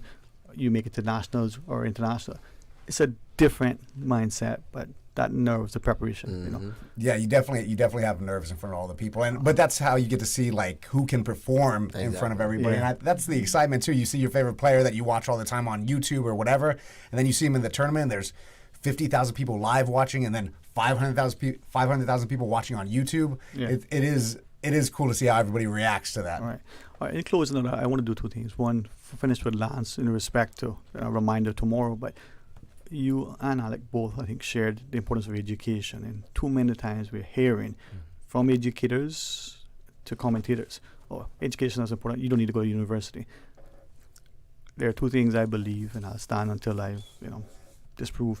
The pillars in any society are simple: education and healthcare. So with that in mind, that level of education, academic, structured, or otherwise through life experience, is that overrated, or am I really committed to how important that is? I think it's interesting because I think that in some ways you can learn so much online nowadays. You can really have an education from the online experience. But with that being said, I myself went to school, went to high school, went to college, I went to a trade school. I've done all these things, and I think that until you figure out your path, the very base you should do is go get all your education done as you're working on your dream, right? So if you want to be a YouTuber, make sure you're doing good in school too to make your parents happy until you get to that level on YouTube where they can really see the results. And now with the benefits of through further education, getting scholarships for esports and stuff that's available now. So it's a... But I think it all complements your ability as a presenter. You have more quote-unquote knowledge, whether that's experience or otherwise. So before Lance finish, Alec, anybody wants to jump in, share? I'll jump in real quick. This is Jack again. Please come to Gamers Bay 8 tomorrow. We will actually be at our own booth. We'll be doing some giveaways. We'll be giving out free merch, plushies, and we'll also be doing some giveaways of Robux if anybody is interested. So definitely swing by tomorrow. Also, speaking of competition, there is a cosplay contest as well. So come into with your costumes and your cosplay and stuff. I want to see everyone dressed up in their favorite gaming characters, comic characters, and everything too. So I'm sure me and Sabrina want to see everyone dressed up at the event. So DPD. No, it's fine. It happens all the time. I'm just messing with you. I was going to say you teach what cosplayers, right? I'm just messing with you. No, it's fine. It's fine. That happens all the time. Yeah. All right. Nope. Yes. Okay, fair enough. Lanzo, take us home, man. Again, thank you, Sterling, for giving us the opportunity to come out here and share a little bit about the upcoming event. And, we're excited about seeing everyone that's out there. Again, thank you to all of our sponsors. We couldn't do it without you. And we hope to get, again, to see a good crowd tomorrow at the John Gray Gymnasium from 9 a.m. till 7 p.m. And then on Sunday, 9 to 4. All right. Well, listen, you guys have been great. Continued success, not just financial, but it'll be truly fulfilling as you bring the family closer together. Maybe more of us would appreciate how important it is. Next time, God's willing, I want to talk about the policies and the implications, the ethics behind what we're doing, and the importance of that infrastructure so that the youngsters see the reward but recognize the responsibility. So who's going to remember that? Okay. I remember. Thank you so much for having us. See you guys all at Gamers Bay 8 this weekend. All right. Thank you. Stay tuned. Take care, man. And I share my chocolate never. Stay tuned. Since 1976. Covering Grand Cayman, no Cayman, and right. One small step for man, one giant leap for mankind. Radio Cayman in the Cayman Islands. From Radio Cayman's newsroom, this is Headlines. The headline news is brought to you by Kirk Market. With a look at your latest headlines, I'm Dwayne Ebanks. The Facilities Management Department has announced a new payment method for Civic Center bookings. Starting the 1st of October, all payments must be made at any Cayman Islands Government Postal Service counter. This change aims to streamline the payment process and enhance convenience by eliminating the need for online transactions. To book the Civic Centers, visit the Civic Center booking portal to check availability and proceed with payment at a Postal Service counter.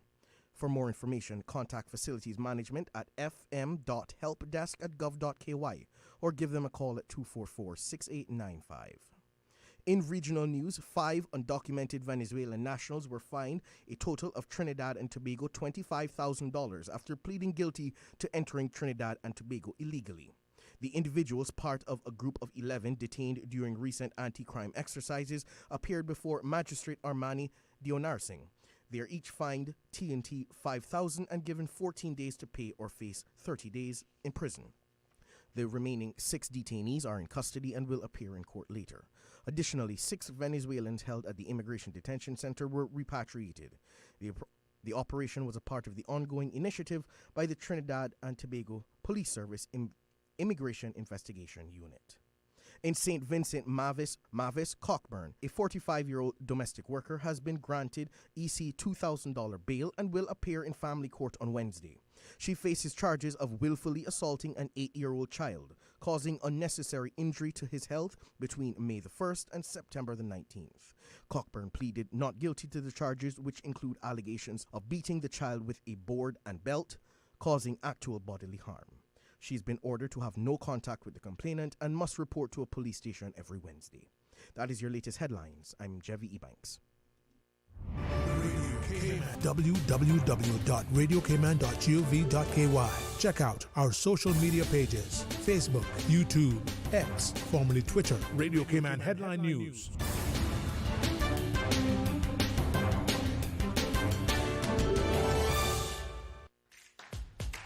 You can now renew your driver's license or motor vehicle license online, and you don't need an ESID number. It's as easy as 1, 2, 3. Visit www.dvdl.gov.ky. When it comes to weekly meal prep, I trust Kirk Market to provide the best value for quality proteins. The butchers at Kirk Market are super helpful. They always slice my steaks perfectly. Kirk Market has everything I need for healthy and flavorful protein-packed meals. From lean cuts of CAB choice beef, tender CAB prime beef, the juiciest pork, and all-natural hormone-free poultry, to their seafood section with everything from fresh local snapper to omega-3 rich salmon. I choose Kirk Market for the highest quality proteins to support my healthy lifestyle. Kirk Market. Eat well, live well, and discover a world of choice. You deserve a unique vacation this year, one with easy non-stop flights from Cayman. Cayman Airways offers more non-stop flights to and from the Cayman Islands than any other airline. Now you can add Panama and Los Angeles to your travel bucket list. Skip the hassle of connecting flights. Panama is just a 2-hour non-stop flight from Cayman. And Los Angeles? Get there in less than 5 hours non-stop aboard Cayman Airways. Call 949-2311 or visit CaymanAirways.com to book your Los Angeles or Panama getaway today.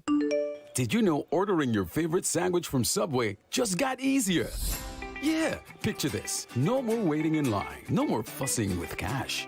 Just a delicious taste of Subway at your fingertips. With our new app, ordering your go-to sub is as easy as a few taps on your phone. Plus, receive exclusive deals and earn loyalty points with every purchase made on the app.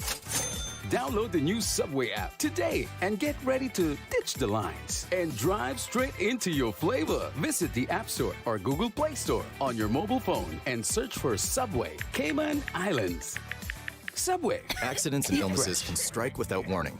Ouch! When it comes to urgent care, every second counts. At Doctors Hospital, we have a dedicated team of experienced doctors and nursing staff available to you 24 hours a day, 7 days a week. Don't waste time in an overcrowded emergency room when you need urgent care. Whether it's a broken bone, a severe infection, or a sudden illness, trust in Doctors Hospital's unwavering dedication to providing the best immediate care. For complete urgent care when you need it the most, choose Doctors Hospital, located in Georgetown, 16 Middle Road. Freedom, Cayman Brack. freedom, Little Cayman. Soft breezes, blue waters, no traffic.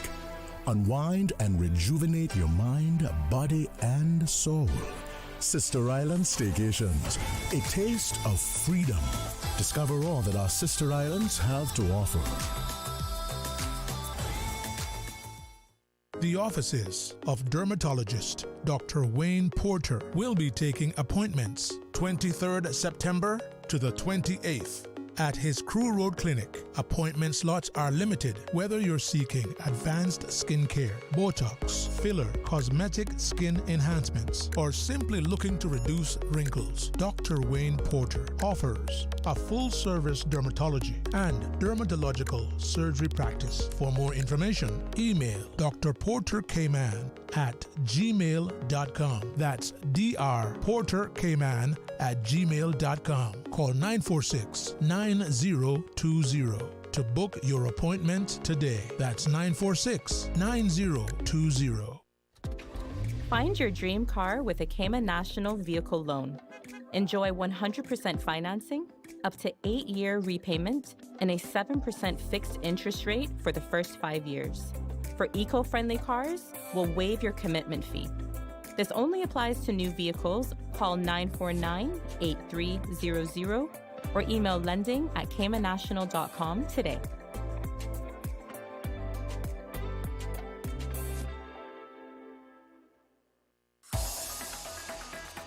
Radio Cayman's Talk Today.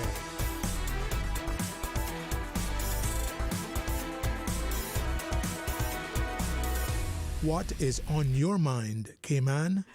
Hey, welcome and thank you very much. And as we get into our next discussion with the Cayman Arts Festival, the Cayman Piano Festival for this year, I want to thank Lance Jefferson and Daniel and the team at Gamers Bay and invite on their behalf. Radio Cayman is happy to be a partner in promoting the Gamers Bay. So tomorrow and Sunday, come along and see what happens. And I share that because I think it's a compliment to what we're going to talk about, the creative energy that we have. Marius, as the executive director for Cayman Arts Festival, oftentimes we're not always cognizant of what that thing is doing for that person, especially that young person at that time, until long after. We've seen it for you, Glenn, others with vision, passion, enthusiasm, but also support. It brings it to the fore much more easily and much, more quickly. So the Piano Festival, the Arts Festival has grown from, one inkling to almost now a daily occurrence. It's a dream. It's a dream. Good afternoon to everybody. Thank you so much for inviting us again.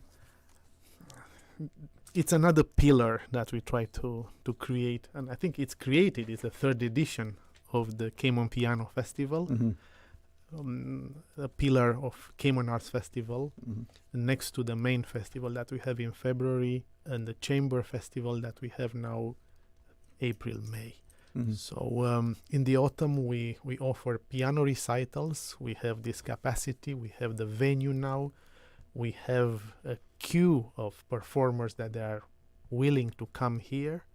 And guess what? It's coming. It's coming.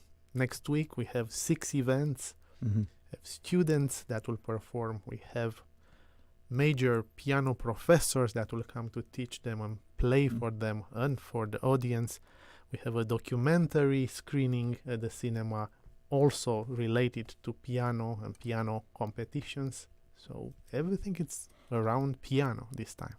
It's something as we bring Glenn and Anga into the discussion. But Marius, to you, we look at musical quote-unquote festivals, whether it's a jazz fest or other things that happen in other places, and they're usually this event there is synonymous with that place. You think of a blues fest, you think of some places. A jazz fest, you think of some places. But in the Cayman landscape, we're having a lot of quote-unquote musically related things that unfold in the calendar year, and they complement each other. It isn't that this competes or this is trying to displace. They actually flow nicely. And I thought that was a genius stroke of marketing or promotion, or is it the community? We are not afraid of competition. We want more. It's impossible us to do everything. So we are happy to see others coming, doing other things. Music, it's for everybody. So we have no intention to cover everything. So we are happy to see others doing things we love to see. But Glenn, I mean, to the point that in Cayman, on the Cayman Arts Festival, we have different iterations, whether it's a piano recital, whether it's a chamber. It's causing us to see that we can accommodate so many in one space. You see, it's very fascinating. You mentioned that. It takes me back to a point that people were saying to me when I was choosing to come to Cayman about 18 years ago. And they're like, what are you going to do? Yeah. For what you do, I mean, how can you keep on doing what you do in Cayman? Because it's not London, it's not New York. Mm-hmm. And I remember saying to some of them, if you don't see something that you would like to do, then you should create it. And I think that's what's been happening in Cayman in so many different spheres. People have been creating so many new offerings for the community, and the community in turn has been appreciative of it, and they have been supporting it. And that is one of the things that I think is how you grow a cultural kind of mindset in terms of people celebrating different cultures and really finding ways in which they can be proud of all the different things that they feel very strongly about, and it reflects different cultures we have here as well. So yes, I'm always welcoming anybody who's coming here to live, to work, to contribute to what we're doing here culturally, anything that's going to get the next generation of our students really fired up, really inspired in a way that they can connect. And I think that's one thing I'm always very, very passionate about. Hence, when we had an event last night at the library, for example, it was part of our Music at the Library series, and I was fortunate to be performing last night with another pianist who moved here a year ago. Her name is Hannah Shen. And it was just wonderful performing duets. And it was shortly after our concert with Dee Kwan at the BRAC and at the library the previous week, and people still came out to come and listen. And I thought to myself, how wonderful this is. And then this is like a precursor to what's coming next week and the week after with the Piano Festival. Yeah. We are really helping people to see the different sides of, the instrument, for example. We have a fine instrument in the library. We've got a wonderful relationship and partnership with the library, Cayman Islands Library Service, and we go there, and the community can really enjoy these kind of events. I had students from the University College and other parts of Cayman last night listening. Some of them had never heard anything like it before. Yeah. And that to me spoke volumes. And in addition to that, I'm thinking to myself, well, we're going to have a Rising Stars event to kick the whole festival off. Yeah. And these are young students having a platform to perform on and for people to see some of the great things some of the young people are doing. And I can't think of anything better. It's a win-win situation. Yeah. And we have to keep as going. I listen to you, I two words jump to mind: trailblazers and pioneers. What you shared, and not being discouraged by other people who look and say, well, that's a small space, that's not, the big cosmopolitan. Maybe we can get our own to see that, because many times individuals who come from other parts are already aware, but they're small, sort of a fish in a big pond, and when they come to Cayman, there may not even be a pond, but they know what is it. Yeah. So how do we get us? I want to add something here, because it's the third edition of the Piano Festival, and I was talking with Glenn, and I think that we finally found an identity for the festival. When you think of Cayman Islands, island, small, it's a small place. You don't expect what you expect in US or in Europe or in Asia, spaces and so on. That's why we came with the idea of having the festival at the Georgetown Public Library. It's an amazing venue. Really amazing. It's tiny, exactly what we want. Who wants to go to see Covent Garden and Metz? And they have places in the world. We want to associate the Piano Festival with tiny venues. With Georgetown Public Library can host 100 people there. We have multiple events, so you miss one, you get another one. And going forward, the image of the library and the Cayman Piano Festival will be together. The performers, they like the idea of performing for a cozy, small audience, like it's like something like in a small family that you a very play intimate setting. It's Yes. very intimate. Right. I found that last and night. we want that. We want that.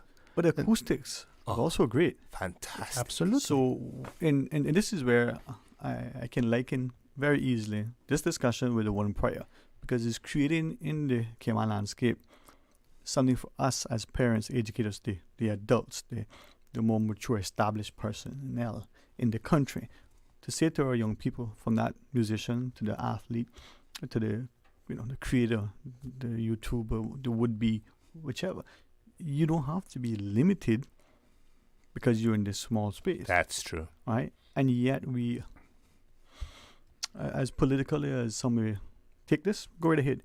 But we don't have to extend concessions. We don't have to roll out the red carpet for anyone coming in. We need to apply that to those within already, so that they too can be. Oh, absolutely. Right?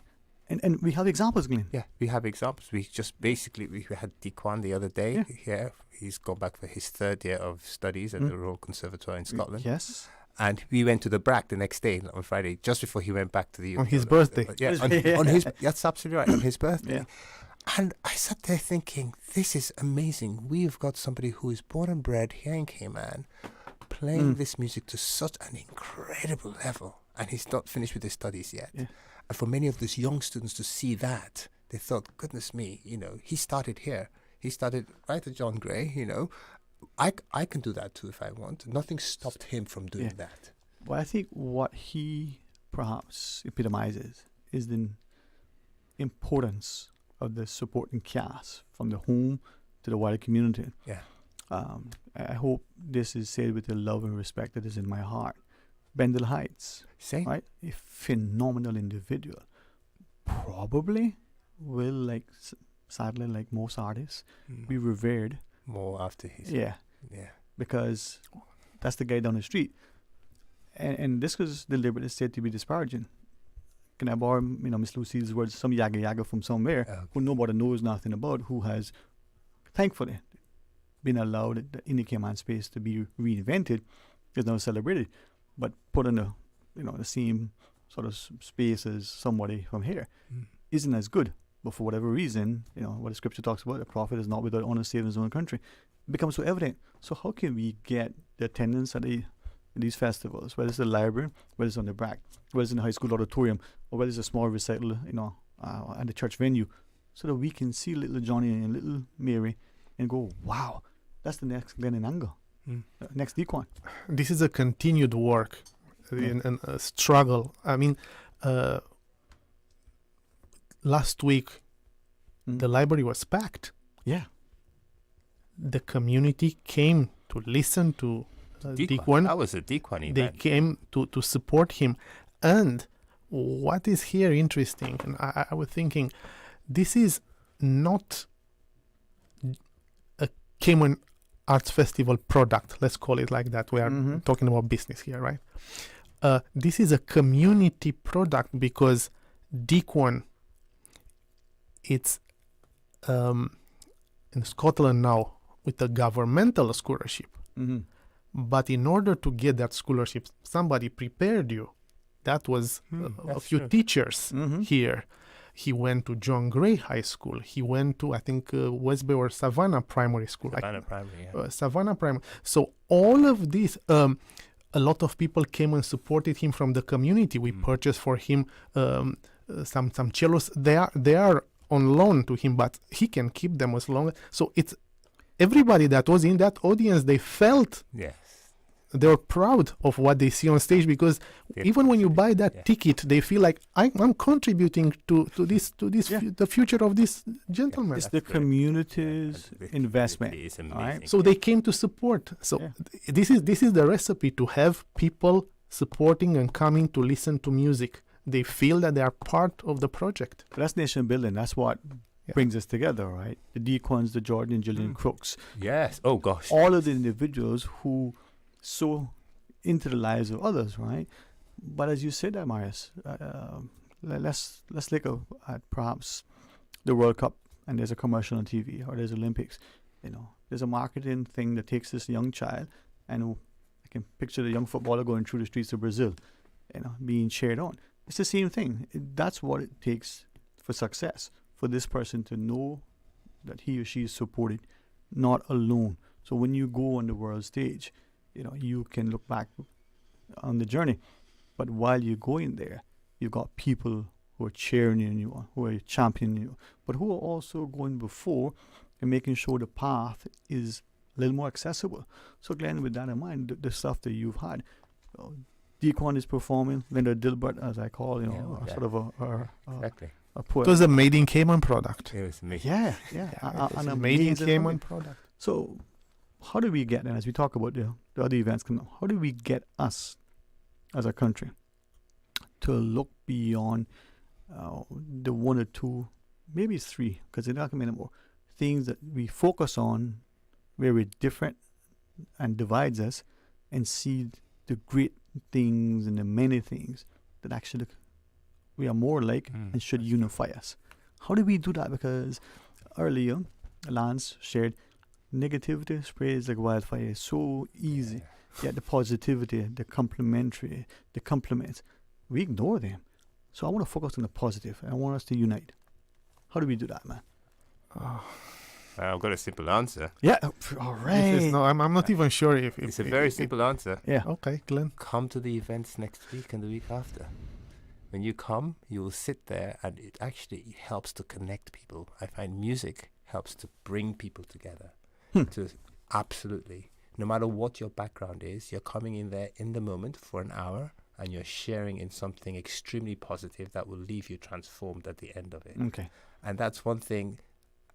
We're doing everything we can to encourage people to come and give something new a try. I mean, we do have the loyal people coming all the time, but there are always one or two or three who are thinking, I'm not too sure about this. And I can almost always guarantee that it'll be like nothing they've ever been to before in the past. All right. And the performance we have coming, playing the music that they're playing, very accessible, really great music, they will be absolutely amazed by what they hear. And again, in this wonderful, intimate acoustic of the public library, I think this is going to be phenomenal. So yes, I always believe the negative will always be there.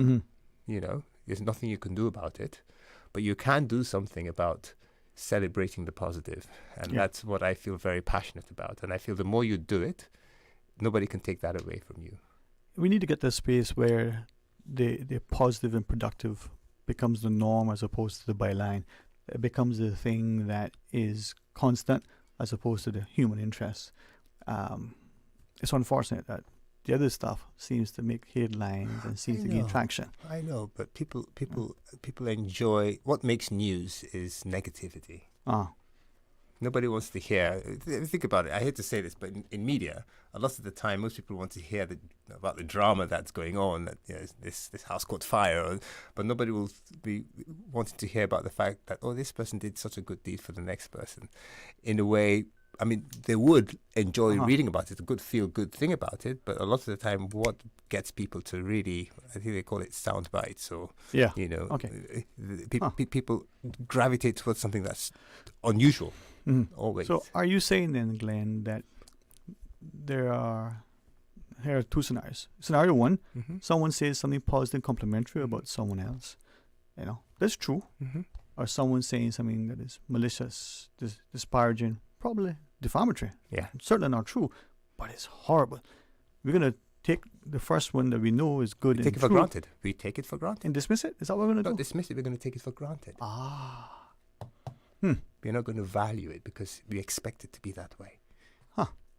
And then I can see now why in our community, that person who smiles and is cheerful and positive, we dismiss that person. We say, look at that green-teeth fool. Yeah. It's just like, So but that's not going to stop me from smiling still. It should not. And nothing's going to stop me from celebrating the wonderful things our young people are doing. All right. And that's basically one thing that I'm excited about. Well, you shared with me, next week and the week following, you have a couple of events. Some of the names are familiar. 6 events. Right? There are 6 events. Okay. Yes. 4 of them, they will be at Georgetown Public Library. We have a documentary that will screen in Kamana Bay Cinema. And one event only because we have to use 2 pianos. And in that moment, the public library will become very small because we don't have space for 2 pianos there. And because this event actually, it's very popular in the United Kingdom right now. I think they kind of stopped their tour in UK to come and perform That's here right, together. yes. It's their 50th anniversary since they played together. Martin Roscoe and Peter Donahoe. Martin Roscoe, Glenn can say a bit more because it's his He was piano my professor for 5 years at the Royal Academy of Music. Wow, They great piano. have an amazing concert together that they have it for 50 years, as I just mentioned. And guess what? It will be in Cayman. So we will have this event at First Baptist Church. But on Thursdays, the events will be at Georgetown Public Library. I'm talking about Rising Star event on October 3rd, 6 p.m. to 7 p.m. So all our events are 1 hour. So good point. We don't want to keep you too long there. We will offer you exactly the right and the right quantity. Then on another Thursday, October 10th, we have Shirley Yu, that is coming from the United States, also at the Georgetown Public Library. On Saturdays, 6 p.m., also Georgetown Public Library, we have Peter Donahoe, will have his own solo recital. And on Saturday, October 12th, 6 p.m., Georgetown Public Library, Martin Roscoe. And the days when the events are not at the library are on a Sunday, October 6th, 6 p.m. in Kamana Bay Cinema is the documentary screening. It's a documentary about piano competition in Poland. And also the one that I mentioned, the cherry on top of the cake, how you want to say, Glenn. Wednesday, October 9th, 7 p.m. is the only event that starts at 7 p.m. at First Baptist Church. Martin Roscoe and Peter Donahoe. They will play. It's going to be something. That's two giants. Wow. You know, and even me who is, somewhat still unfamiliar, these are very recognizable names, but these are performers who globally would attract significant large numbers to their performances. And yet they're here in our space. And when they performed here, they had big numbers, so we're expecting a lot of people to want to hear them again. Yeah. Martin was here in 2019, and Peter Donahoe was here in 2023. I remember when we finished the event with Martin Roscoe, it was at Anglican Church, St. George. Somebody came on the door and said, it was packed. But somebody said that why such a small venue like this? Well, this is supposed to be in a bigger venue because they are used to go to that. Well, this is us. This is where we do it in a small venue. So we sell the tickets sooner or later, and usually sometimes it's later for some persons that they start calling. We want ticket. The public library can host only 100 seats, so we want to stick with that. Listen, sometimes it's important that we continue to stand, as I say, on the shoulders of giants, and if every step puts us in a positive, meaningful place, then 100 years from now, not unlike what we see in Europe, where that performance hall may have been the venue of something a century earlier. We'll get there. I appreciate this partnership. Talk to us some more, Glenn, as we close very, it out. very quickly, I want to thank Radio Cayman for having us on today. And this whole piano festival wouldn't be possible without our event sponsors, beginning with the Ministry of Youth, Sports and Culture and Heritage. And then we've got the Friends of the Public Library. We've got the Public Library Service in Georgetown. We've got KPMG, DART, and Century 21. And we are very grateful for their support. I don't know if Maris wanted to add anything. Yeah, if somebody needs more information, it's caymanartsfestival.com. That's the place where you find out the program of the festival, what they play, also how you can buy tickets. I would really hate if people only heard about it afterwards. Yeah. Please, you can't miss this. And it's a great venue just in and of itself, to literally feel it come alive, how the sounds just resonate from the spoken word of the poet, to the cellist and the piano. It's just amazing. So. It's amazing. It's an interesting transformation. If you haven't been at the public library, Georgetown Public Library, old the historical building, and if you go just to see how it looks like, you will be amazed. Yeah, it's a different venue that we expect these days. Well, it's a remarkable space. It shows what our architectural capabilities are, also our construction, but it's preservation and now sort of reincarnation in a sense.